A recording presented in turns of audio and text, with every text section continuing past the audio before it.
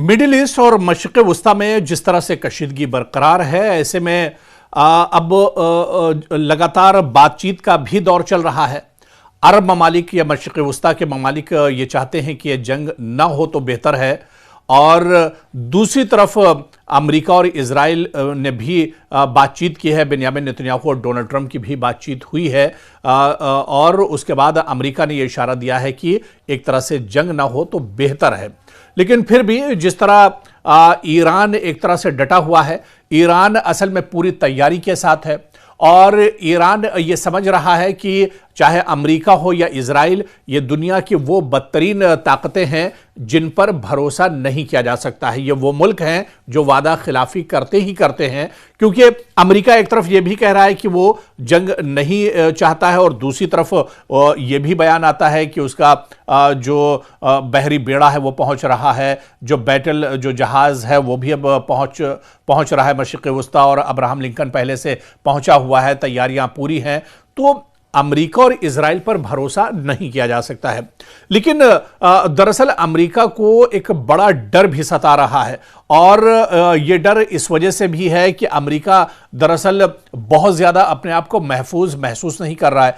America दरअसल वो power है, वो ताकत है, वो मुल्क है जो दुनिया भर में, जिसके सिक्योरिटी फोर्सेस एक तरह से फैले हुए हैं, दुनिया भर में उसके तंसीबात फैले हुए हैं, दुनिया भर से उसका ट्रेड और उसकी डील एक तरह से होती है। तो ऐसे में अमेरिका बहुत डरा हुआ है कि अगर ईरान के साथ जंग छिड़ती है, मशरिक़ वस्ता में जिस तरह से कशीदगी है, और यह कशीदगी अगर जंग में बदलती है तो फिर अमेरिका को बहुत बड़ा नुकसान उठाना पड़ेगा।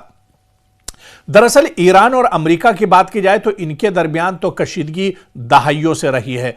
कई साल दरअसल गुजर गए, लेकिन यह कशीदगी एक तरह से कम नहीं हुई है। और ईरान को आप देखिए कि किस मजबूती के साथ जमीन पर टिका हुआ है, चाहे मुख्तलिफ सियासी, अस्करी, इक़्तिसादी और गैर रिवायती यानी हाइब्रिड वारफेयर जो अलग अलग महाज है, वहां पर अमेरिका एक तरह से घेरता रहा है। अमेरिका हमेशा एक तरह से आप ये कह लीजिए कि हमेशा ईरान को पिंजरे में अमेरिका ने बंद करके एक तरह से रखा है। यानी ईरान की हालत उस परिंदे की तरह से है जो एक पिंजरे के अंदर बंद करके रखा जाता है, और जिसके ऊपर बहुत सी तरह की पाबंदियां होती हैं। बिल्कुल उसी तरह की हालत ईरान की है।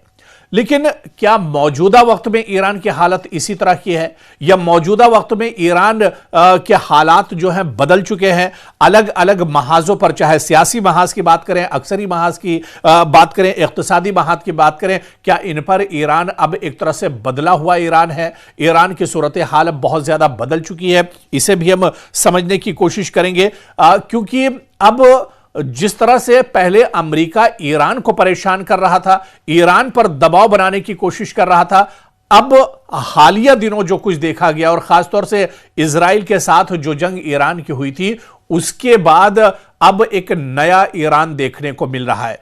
तमाम महाज पर, खासतौर से जंगी महाज की, अस्करी महाज की बात करें, या फिर इक़्तिसादी महाज की बात करें, या लेटेस्ट टेक्नोलॉजी की बात करें, इन सब में अब ईरान दरअसल एक बदला हुआ और एक नया ईरान दिखाई दे रहा है।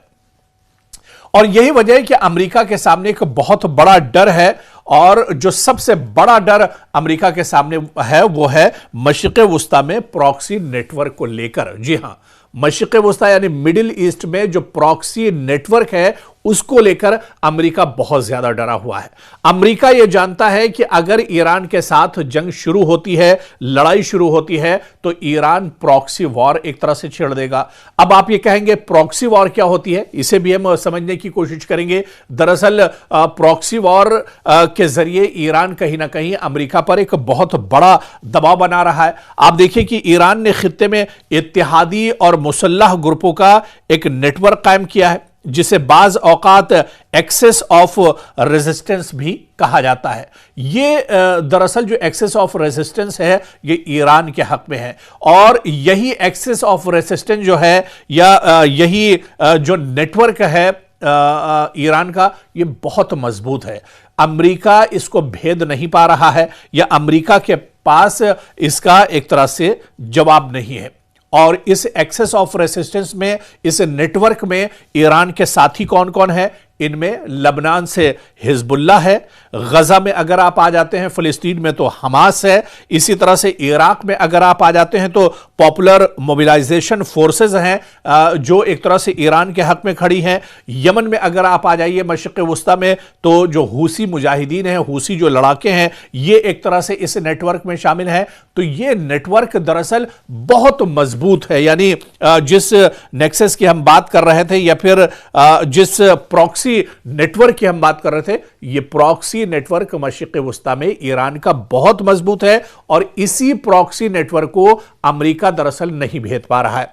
हालांकि कभी हमास को तोड़ने की कोशिश की जाती है, कभी हूसियों को खत्म करने की कोशिश की जाती है, कभी हिजबुल्लाह को खत्म करने की कोशिश की जाती है, कभी पीएमएफ जो है यानी पॉपुलर मोबिलाइजेशन जो फोर्सेस इराक में है, कभी इन्हें नेस्तो नाबूद करने की कोशिश अमेरिका और इजराइल की तरफ से होती रहती है। लेकिन फिर भी ये जो प्रॉक्सी नेटवर्क है ये पूरी मजबूती के साथ एक तरह से खड़ा हुआ है।